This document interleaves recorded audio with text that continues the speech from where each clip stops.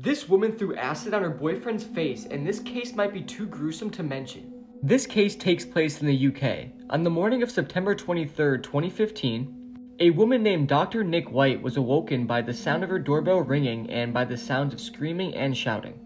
She then peeked outside and saw a man only dressed in his underwear. He also appeared to be covered in mud from his head to shoulders.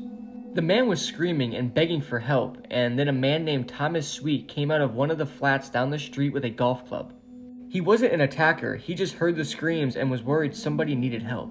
Most of the neighbors were outside at this point, and they approached the screaming man. And they then realized he wasn't covered in mud. They realized that this man's skin was literally melting and coming off in clumps. The man's name was Mark van Dogen, and he was 28 from the Netherlands.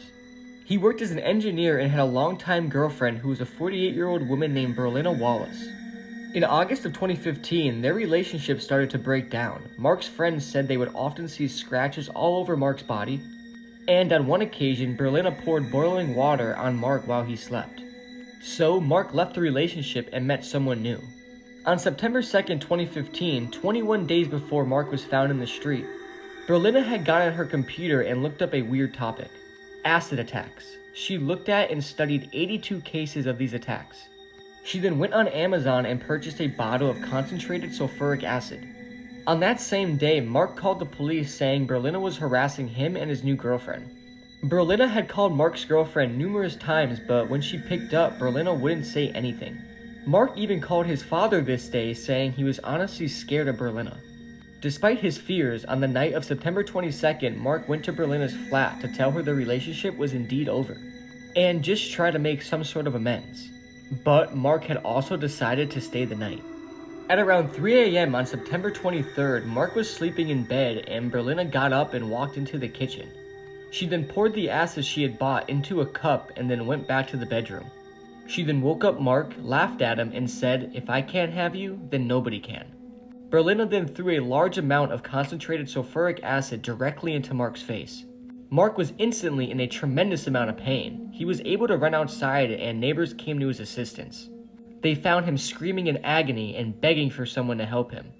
They then called the police and said his ex-girlfriend threw acid in his face.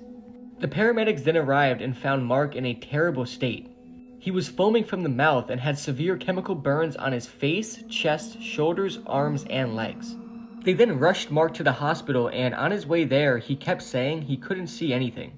The paramedics then looked in his eyes to discover one of his irises had completely dissolved. Authorities then went to Berlina's flat, where she was just sitting on the sofa, and she was quickly arrested. Mark then saw himself and his injuries at the hospital and said he no longer wishes to live. Mark had to be put into a coma for 4 months due to his injuries, and he was only able to breathe with a ventilator. The acid had also done so much damage to his lower left leg that it had to be amputated. Mark's nose was also completely destroyed, as well as one of his ears. When his family arrived at the hospital, they couldn't even recognize Mark at all due to his injuries. When Mark came out of his coma, he only had movement in his mouth and tongue. After some time, he was able to talk again, but was paralyzed from the neck down. Mark's injuries were so severe, the police decided that the pictures would never be released. Things got so bad for Mark that he applied for euthanasia and it got approved. On January 2nd, 2017, Mark and his father would spend their last time together. The doctors then came, and at 7:15 p.m., Mark was pronounced dead.